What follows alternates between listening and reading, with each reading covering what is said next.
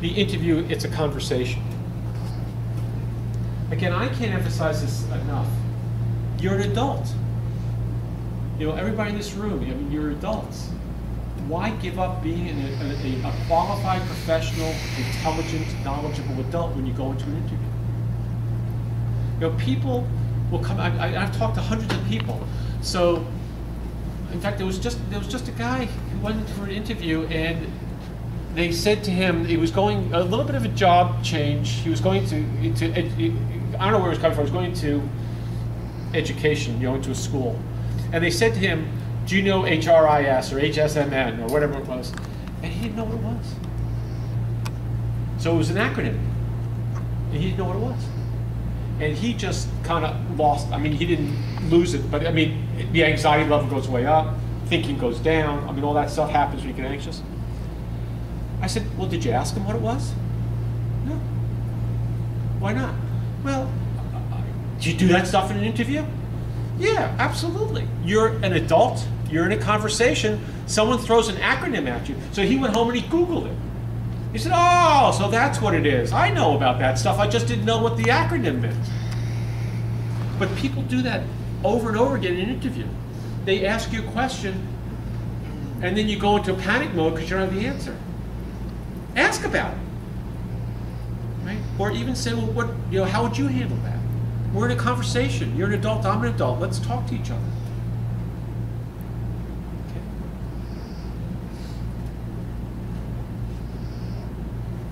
It's all about them. One of the basics is when you're in an interview, it's all about them. So you're not talking about yourself and how this job's going to benefit you. It's all about how it's going to benefit them. So why do you want to work here? It's a shorter commute. It's more money. It's a good career move. And none of that stuff. You want to work at that company because your background and your skills can contribute to the success of that company. Again, you're a salesperson, right? So if I'm buying a car from you, you're not going to say to me, "Hey, Eric, I really like to, you to buy this car because my family needs to go on vacation. And if I don't sell this car, which is my 100th car of the month, I'm just not going on vacation, so please buy this car." That's not why, that's not the sales process, right? The same thing on the job search, same thing in an interview. You're focusing on what is a benefit to them. So again, even when you talk about salary, the salary question comes at the end. You don't talk about that, or vacation time, or benefits, or any of that stuff. That comes when they make the job offer. Okay? But what you want to do is you want to focus on them. Be positive, always. Okay. Now, people know this. They say, "Oh, I read the books. I know I'm not supposed to complain about my old employer. And I need to be positive about them." But people get caught in places they're not aware of, right? So I was driving over to the interview, and I got caught in a traffic jam, and my air conditioner broke down. "So how was your ride over?" The traffic was unbelievable on 309, and I can't believe it's 90 degrees out. My air conditioning isn't working. That's negative stuff. Right? How was the ride over? It was fine. Now, I don't have to lie and say it was good, but I define it as fine. I got here on time. That's how I define a fine ride. My ride was fine. Okay? The other thing that people make mistakes on is they let their guard down. In fact, I just wrote a blog entry. I write a blog, by the way, called Interview Your Best. I just wrote a blog entry on you need to stay in the interview. What this means is that if the interview is going well, at times they'll say to you, "How about if I take you on a tour of the office?" Or, "How about if you go look at the factory?" People let down. They get up from the office and they walk out. You're still in the interview. So what will happen is they'll walk through a factory and they'll say, "Oh, I can't believe you got this machine. This is great. My last place I was working, the machines were old, they were antiquated, and they were like breaking down all the time." Negative. Right? It doesn't seem like it is, but that's a negative comment about your last employer. So you want to stay positive all the time about everything. Think about it. You don't want to be around negative people. You don't want to hire negative people. Answer with stories and examples. Now, this is something else that people don't do. People love stories. Stories engage our emotions. The more our emotions are engaged, the more we retain and remember things, the more memorable you will be, and the more likely you are to be hired. So whenever the opportunity comes, and as much as possible, you want to give examples and tell stories. And here's a format that I'll suggest to you to tell a story. It's called STAR, is the acronym. What was the situation? What was your task? What actions did you take, and what were the results? Now, later on in the presentation, we'll talk more about behavioral questions. Anytime you're asked a question, you want to tell a story or give an example. Anytime. So tell me about a time when you weren't getting along with a coworker, or tell me about a time when you had to work under a tight deadline. You want to tell a story. Remember we talked about you don't want to talk for more than 2 minutes? If you use this format, it will keep you on target, and it will be brief, and you won't meander and wander around. In your resume, if your resumes are written correctly, you'll have accomplishment stories or accomplishment titles in your resume. Each of those lines in your resume that has that accomplishment in it should have a STAR story behind it.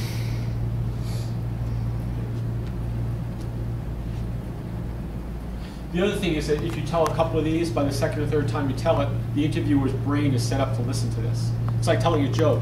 Boom, boom, boom, punchline. Situation, task, action, boom, boom, boom, results. And the results should have to be dramatic. Be prepared. We talked about that. And how do you prepare? You want to do company research. You want to know about the company. You want to know about the industry. You want to know about trends in the industry. Even look at the company. What's the company's 2 or 3 main competitors? Last time you went for an interview, could you tell who their competitors were? Could you say what the industry and where the industry is going? What the trends are in the industry? Because again, if you know what the trends are in the industry, like for example, one of the big trends in the grocery industry is store labels. I don't know if people are in the grocery industry, but store labels are absolutely killing off private labels or big company labels, right? So people are buying store brands. So if I'm going for a job in a grocery or food retailing, I need to figure out, I need to know about store brands, what percentage of the market, and what this company, that could be Heinz or Hershey's or whatever, what are they doing about store brands? I better know that stuff, right? Trends. And also know about the position as much as you can. Now, by the way, you can go out on LinkedIn these days and you can find people that are doing the same position at other companies and talk to them. Or maybe even someone who did that exact same position at that company but is somewhere else. Find out about the position. Just a little bit of research. Okay. We're in a sales process, right? One of the mistakes that people make in interviews is they talk about their features. They don't talk about their benefits. So I have 12 years of experience selling computers. That's a feature. I have 6 years of experience doing accounting. It's a feature. What's the benefit if you hire me? I have 12 years of experience doing that. That means that I can get your pipeline up faster. I can make faster sales. I can connect you into networks and into prospects that you're not connected to. I can bring you into new territories. I can do this, I can do this, I can do this. It's the benefit. Good salespeople will sell you on benefits. They don't sell you on features. If I'm going to sell you, if I'm a Volvo salesperson, right? Why do people buy Volvos? Do you know? What's the number one reason? Safety, right. So Volvo has branded themselves as a safe car, right? So when you walk into a Volvo sales room, if I'm a lousy salesperson, I'm going to start to talk to you about the airbags and the steel side rails and the bumpers and the rollover protection. If I'm a good salesperson, I'm going to do what you're going to do in your interviews. You're going to say, I'm going to say to you, so, Eric, what brings you to Volvo today? Well, I have a 16-year-old kid. They're out to get their license. I'm concerned about their safety, and I want to buy them a car that I think is safe. Great, Mr. Kramer, that's wonderful. So let's talk about this car. And just imagine what it's going to be like sitting home on Saturday night and your 16-year-old's out driving. Just think about the peace of mind that you're going to have and the extra security that you're going to have as your kid's out there in a Volvo. So they're selling me on my benefit. Then they're going to tell me about the steel side rails and all that other stuff and the features. I mean, you want to talk about the features, but you want to sell on your benefits. The mistake people make in interviews is they talk about their features and then they sit back and let the interviewer try to guess at the benefits. Lay those benefits out. Here's what you get when you hire me. It's a sales call. So you take it through the sales process. And this is how you prepare for your interview. The first thing that any good salesperson does is they do due diligence. They do a needs analysis. What's the problem? What's the company about? What's the position? You know, what problem is this position being hired to solve? What challenges does this company, does this industry have? Then you match your features to their needs. Okay, this person, they're worried about the IRS. They're worried about figuring out what to do about store brands. They're worried about increasing their sales. Then you think about, here's what I have. Here's what comes out of my background. Here's my knowledge, my experience that meets those needs. That's how I can solve it. Then you want to think about what value adds you have. What else do you bring to the table that differentiates you? You know, even as I talk to these people coming out of Tyco, and other, and I usually, a lot of the people I work with come out of some major corporations, so their value adds oftentimes has to do with working at a very complex and very sophisticated company, right? So if even I'm going for a machinist job, I would say to people, you know, you work for Tyco. You've been through all these safety trainings, you've been all through these, working with this machinery. That's the value you bring over someone else that's just been a machinist for mom and pop operation. What else do you bring to the table? I'll give you a good example. I worked with a gentleman who was going for a position as running a manufacturing facility, running a factory. He said to him, you know, one of my value adds is that I know how to read blueprints, and I've worked with construction contractors because in my previous job or jobs, I've helped people build factories. He said, wow, we're not building anything today, but we can see in 12 to 18 months we're going to either expand our factory or build a new one. You would be a good person to have. He ended up getting the job. Now, probably for a variety of reasons, but that was the value add. People that he was competing against didn't have blueprint reading experience and didn't know how to work with construction contractors. What are your value adds? Now again, you may not know what they are, but in conversation with another person or with a coach, they'll help you to tease out and understand what your value adds are. Success stories. You want to be prepared to talk about times in your career where you were at your best and give examples. Star, what was the situation, what tasks, what were your actions, and what were the results on some things that really showed you when you were at your best. Your implementation plan. What's your goals for the first 30 and 60 days when we hire you? Right? What are you going to do? What do you want to accomplish? What's realistic? How are you going to do it? Of course, we talked about stating your benefits.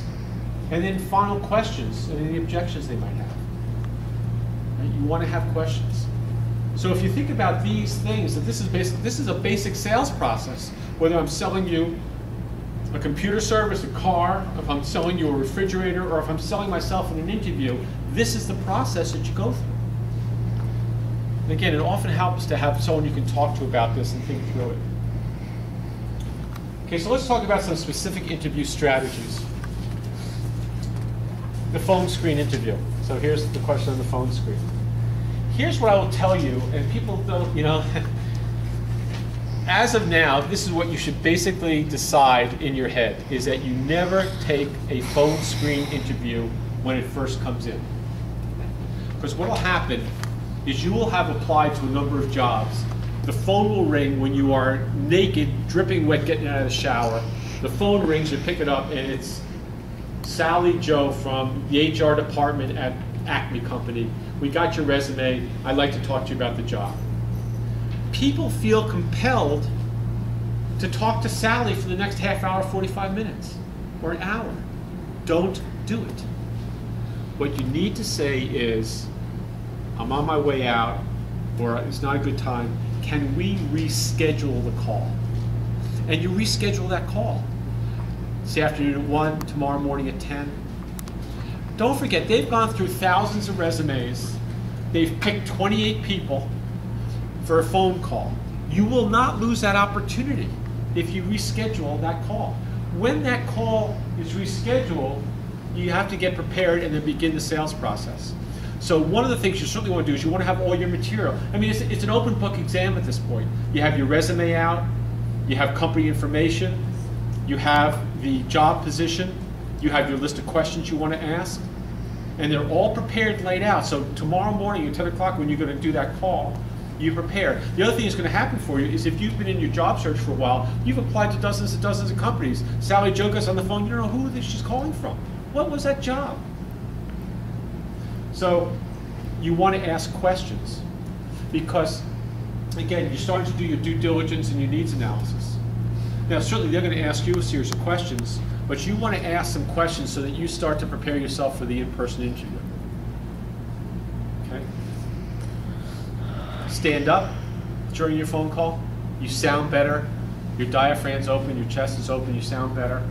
Use a mirror. These are kind of sales techniques I've been learning from Kane. Right? Use a mirror because they will see they can hear your facial expressions. So if you're smiling, they'll know you're smiling. If you're scowling, you don't want to have a face that you wouldn't wear to your interview. So what do you bring to your interview? This is what you bring. You don't walk in empty-handed and you don't walk in with a briefcase. You bring a portfolio that looks like this. Now here are some killer ideas, okay? People don't do this. These are great ideas, okay? First of all, on the pad, you want to write down reminders. Now again, only because of time, I won't get into this whole rap I have about how we have a primitive brain, right? So our brain has a tendency that we are under stress and we're feeling fear, it collapses. Ever been in a situation where you're talking to somebody, you're in the middle of some sort of a meeting, and it's a little bit contentious, and you get up and you walk out the door, and the minute you get out the door, you say, oh, I should have said this, or oh, I should have asked this. Well, why is that? Right? Because in that situation, when you're a little bit tense, your thinking collapses a little bit, and you forget. Same thing when you go to the doctor's office. What do people tell you to do? They tell you to write down questions, because when you get in the doctor's office, first of all, the doctor wants to get you through pretty quickly, but then it's a scary place, right? So you want to write down questions. Same thing here, write down reminders on your pad of paper. And the reminders have to do with things like smile, eye contact, slow down if you tend to talk quickly, if you play with your hair, if you jingle your knee.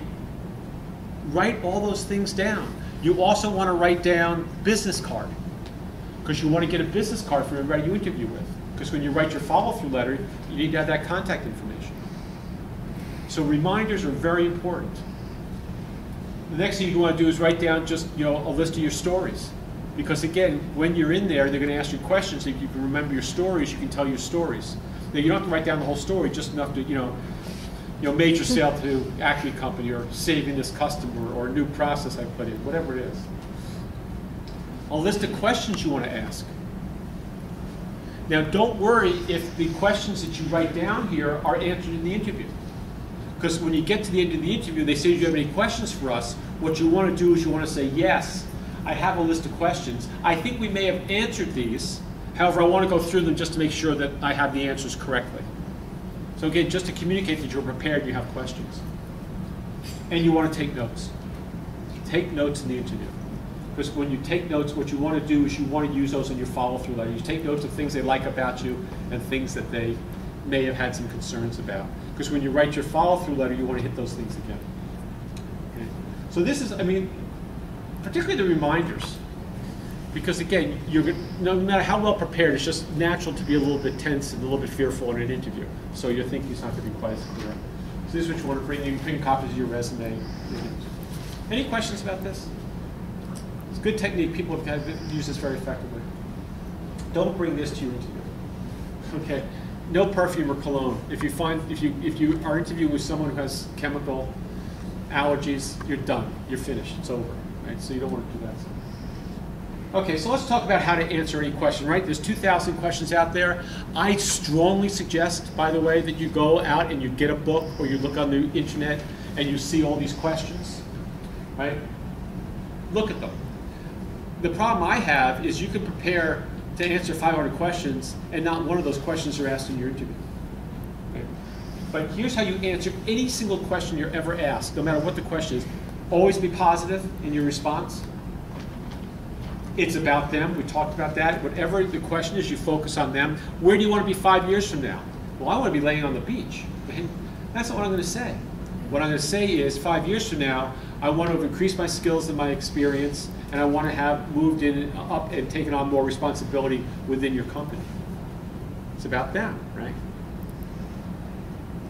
Tell stories and give examples. People, have you ever worked under a tight deadline? Oh yeah, we had this project 6 months ago where we had to get this proposal out to a company, and we had to work, and we worked through the weekend. Right? That's what most people say. As opposed to, here's the situation. We're going after this new large client, that would bring us into a whole new industry and into a whole new area. The task I had was I had to come up with a financial proposal on this. I had to go through the financial analysis. Here's what I did. I did this, and I did, and as a result, we got the account. A whole lot better than, oh yeah, I had to work through a weekend. Okay? Stories. Now, how to answer behavioral questions. The state of the art now in interviewing these behavioral questions. Right? Behavioral questions are, tell me about a time when. Give me an example of. Tell me about a time when you were working on a team that wasn't functioning well. Tell me about a time when you had a disagreement with your boss. Tell me about a time when you had to get a project done with lack of resources. I mean, there's literally 2,000 of them out there, or more, right? So the belief is that your past behavior, it will tell what your future behavior is. That's how they've come up with this whole behavioral questions. And sometimes you'll walk into an interview and I'll say to you, it should be a conversation. And they'll sit you down and they'll run you through 20 behavioral questions and then you're out the door. Sometimes that happens, there's nothing you can do about it. That's just their style of interview. Oftentimes, you can get into a conversation.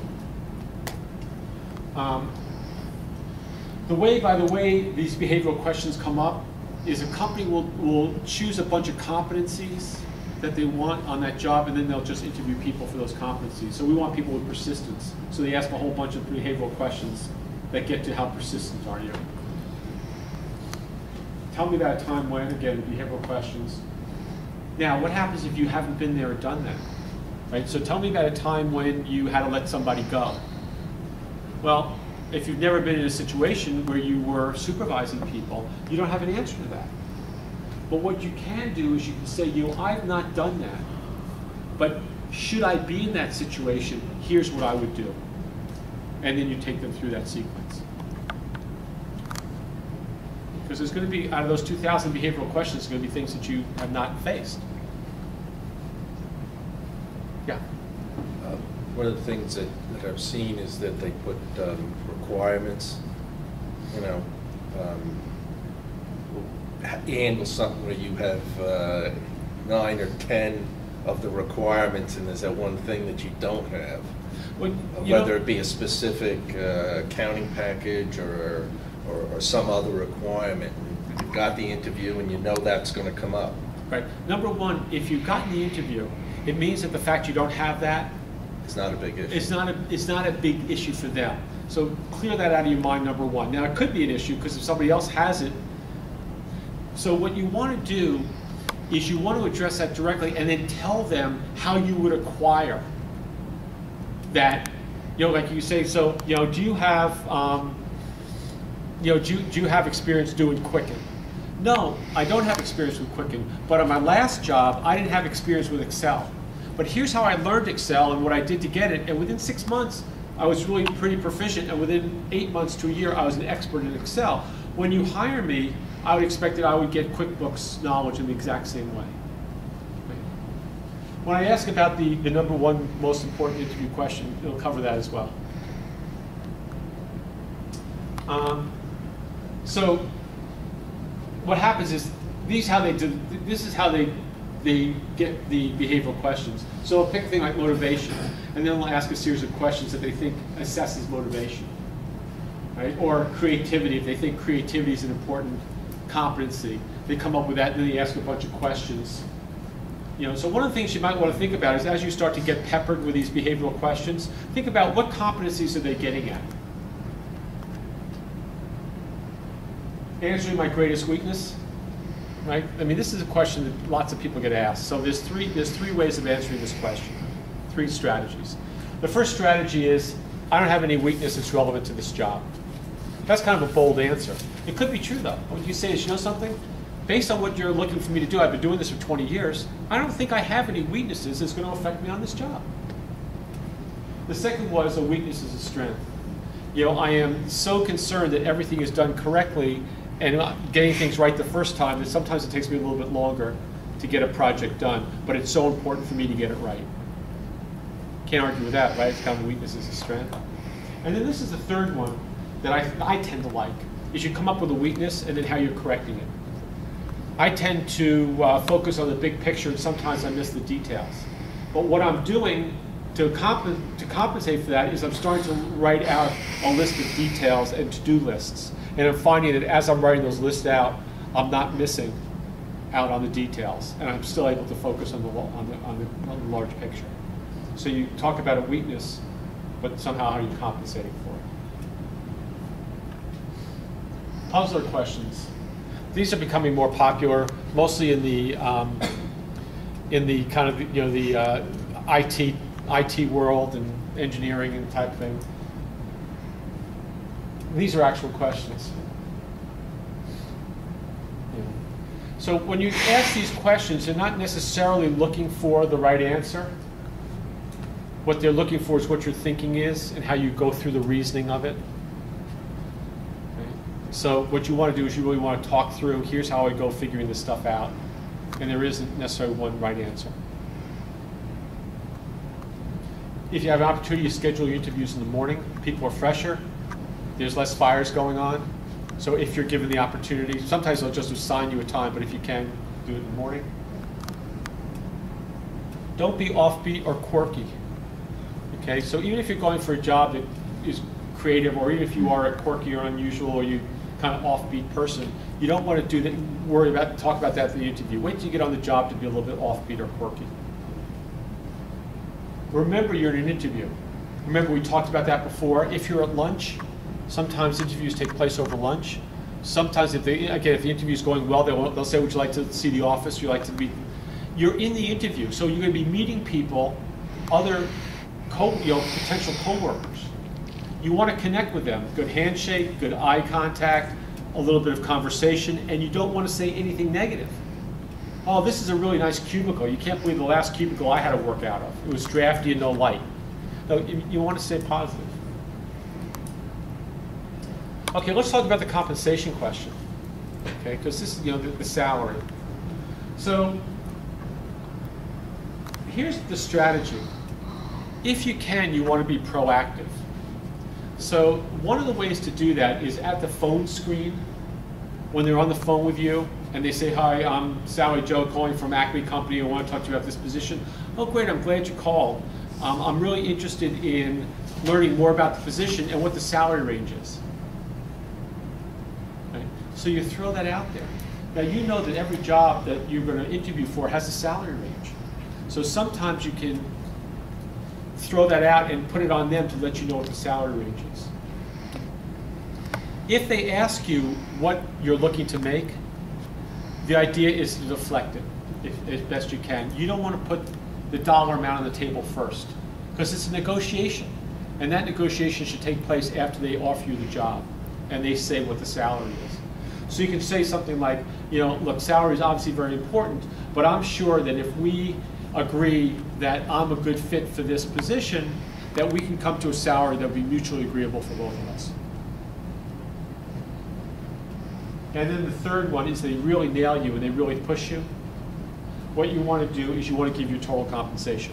On my last job, my total compensation was this, which is your salary plus your benefits. And you can figure, depending on how you want to work it, that your benefits is 25 to 30% of your salary. So that when you give them your total compensation, there's kind of wiggle room in there for them and for you. Does that make sense? Any questions about it? I mean, the money, money is funny. Money, everybody gets uptight about the money thing, right? I've been in interviews when they said, okay, so what salary do you want to make? And I said, here we go. Here's the salary question. Right now, you're going to want me to put on the table what I want to make, and I'm going to ask you what the salary range is. How about if we just agree that we'll wait till the end and then we'll deal with it? Right? So it's like, being in a conversation, being an adult, you can make an observation about what's going on rather than saying, oh my God, now what do? They're asking me about my salary. I don't want to, Let's talk about it. How should we handle this salary discussion? I would prefer we wait till the end and then we talk about it after you decide on the right fit for the job. How do you want to handle it? Okay? It's a conversation. You're an adult. Talk about it. I don't want to get off track, but money is a very it's a funny issue in our society, right? So when I was doing clinical work, I'd work with couples, and I would say, so tell me about your sex life. And they would tell me all the graphic details of what they do sexually, moment by moment, step by step, inch by inch, right? And then I'd say, oh yeah, and by the way, how much do you make? Isn't that a little personal? What's that all about? Okay, you ready for the two most important interview questions of all time? And actually there's one most important and then a second one that's also important. Anybody want to guess what this is? Nobody ever gets this right, so I'm kind of being bad about it. Oh, great. But if you do, you'll be the first, all right? Well, now I got to change my answer. Oh, okay. Tell me a little bit about yourself. No, this is the question you're going to ask the interviewer. Oh. Right. Oh, I'm sorry. No, yeah. How do I compare to the ideal candidate? It's a good question. It's in the ballpark, right? Okay, good. What's the hardest part of the job? Okay. Okay.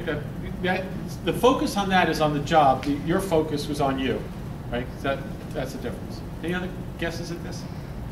Okay, I'm going to give you wording on it, and you can change it around. But this is basically the concept. You're in a sales call, right? Any good salesperson will ask, do you have any objections to this sale? Is there any reason why you wouldn't buy this car today? Right? Is there any reason why you wouldn't buy this refrigerator? Right? Basically, what you're asking here, in a gentle, non-confrontational way, is do you have any doubts or objections or hesitations about hiring me? Now, if you read the sales books on interviewing, the books that do talk about interviewing and sales, they'll say, ask a question like, do I get the job? Or am I going on to the next round? I find that interviewers will duck you with that question. They'll say, well, we have more people to interview. You did really well, but we have more people to interview, so I really can't tell you.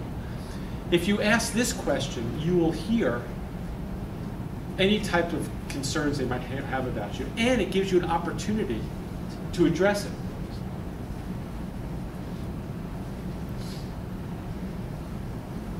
Lots of times you hear stuff that is untrue.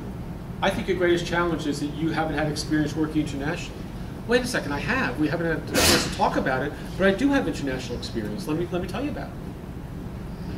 The other thing you might hear, by the way, is your greatest challenge is you don't speak French. Well, I don't speak French. How critical is that? Well, it's very critical. We can't hire someone that doesn't speak French. I'm not getting the job. And you know something? Other than you've got the sale, the next best thing a salesperson can hear is you're not getting the sale, because then you don't have to continue to chase it. So if I know leaving that interview, I'm not getting the job, I don't have to go home and sit and wait for the phone to ring.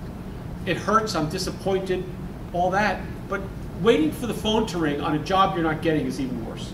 So at least you know. Second best question, how and when should I follow up with you?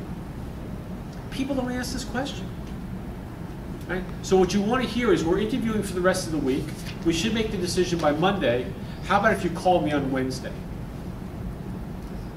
then you know that next Wednesday you pick up the phone and you call and you say, just as you asked me to do, I'm calling. Don't let them duck you. Don't let them say to you, we should make the decision by next Tuesday, we'll get back to you. What you say is, if I haven't heard from you by Thursday, would it be okay for me to call you? Typically they'll say yes. And then it's incumbent upon them to pick up the phone because they suggested you do that. And you have a time frame. You wouldn't believe the amount of time I've spent with clients.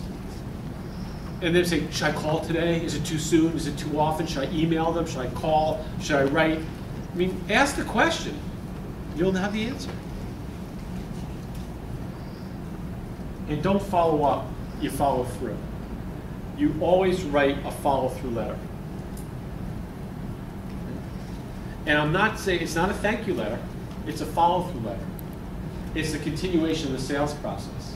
So in your follow-through letter, you're writing about stuff like, you know, I was glad that you found that I've done this impressive, or, you know, I was impressed by this, or I know you were concerned about this, however. So what you do is you take your notes and you write a follow-through letter that reflects what went on in the interview and continues that sale. You know, I look forward to being able to bring my background in forensic accounting to your company. Or, you know, based on my background and skills, I'm sure that that we can get the pipeline up and started very quickly. Right? You want to continue that sales process. A lot of what you read is like, thank you for interviewing me, I look forward to hearing from you. It's kind of a wasted letter. So that's it. So that's the last piece of it. Okay? So that's what I have to tell you. We, you know, coming to the end of our time. Did I answer the questions that that people had? Yes. How do you handle in an interview when someone asks for a list of contacts or potential sales customers? You laugh at them. So, what are you, nuts? You gotta hire me to get that, dude. Right? I've actually had a client who, before I started working with him, he went to an interview and actually handed out a list of his clients, he'd worked in the territory for years and years and years. And then he didn't get the job, and he found out they were working his list. Right? So what he did in the next time is he would show the list and take it back. Right? One of my pet peeves, by the way, is there's lots of companies that ask for people to do way too much work in the interview. I mean, actually, my older brother went for a job a couple years back, and they had him do a marketing plan and a presentation. He spent like 12 to 15 hours putting this thing together. They got tens of thousands of dollars in free consultation from him. It's unconscionable. But you know what happens is candidates say, oh, if I don't do this, then I don't have a shot at the job. He actually paid a consultant to help him put together a PowerPoint presentation. But you know, so you know, there was another client I worked with that she left the interview and they emailed and said, please send us a marketing plan. So she put together an outline of a marketing plan and sent it to him. She didn't get the job because there wasn't enough meat on the bones. Right? So, you know. Do you follow through with the marketing plan, or how do you handle that? I mean, first of all, I feel giving someone a customer list, or what do you bring to the table? I ask me, what is potential customers would you bring? I responded with a follow-through letter with suggestions of what markets I would approach. One or two customer leads, if you will. But why should I give you that information? That's mine. Exactly.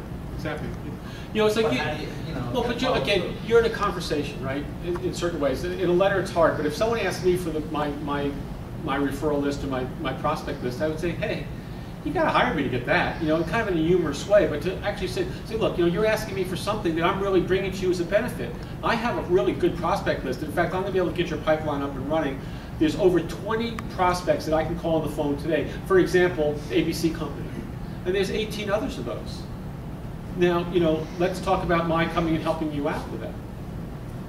Right? Now, the other thing, by the way, one of the traps people fall into in interviews is they'll say, hey, how would you solve this problem? So they give you a problem that's going on in the company or in their department, and you start to solve it. Well, that's a trap, because you may say, how about this, how about this, how about this? And the guys, they're sitting there saying, well, we tried that, we tried that, we tried that.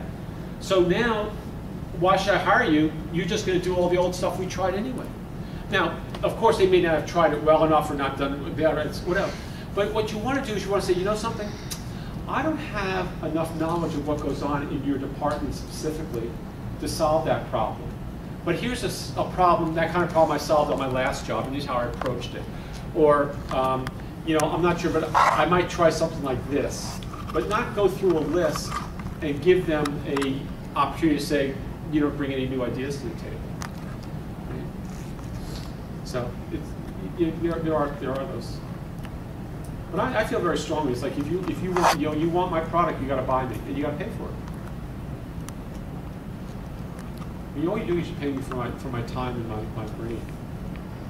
Right, any other questions? Yeah. Well, one of the resume type thing is once you get to the interview process, there was a statement to prepare a 20-minute presentation, details to follow.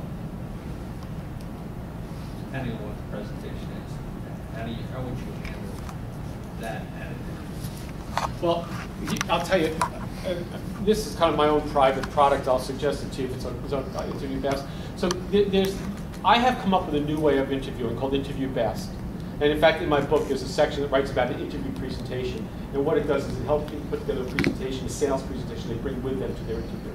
So you go to interviewbest.com, and it will take you through the process of putting together a presentation. And even if you don't bring it with you, just the process of going through it helps people prepare. So if you're looking for a presentation, that is a perfect interview sales presentation for a specific job. Blows people away, absolutely. Yeah. We're speaking of, I guess, salaries. What about the employers that want you to put on, I guess, a salary? I guess they want you to say what your salary requirements, and a lot of them won't accept negotiables. They actually want you to put like a salary. Well, if you can, you put down online. If you can, you put zeros in. And if you can't, then you put your if you're forced to, sometimes you just have to. You have to put the salary down, or you can put a range if you can, or you can put the total compensation. Right? Now, if you talk to a recruiter, by the way, a recruiter will ask you. You have to tell them what your salary is.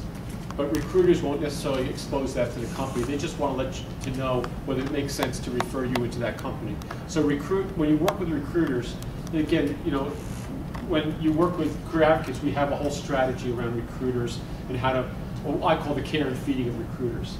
And they're important people, and they can really be very helpful if you know how to manage that relationship. The salary thing, you know, and again, I've done a lot of research and I've asked a lot of questions about this.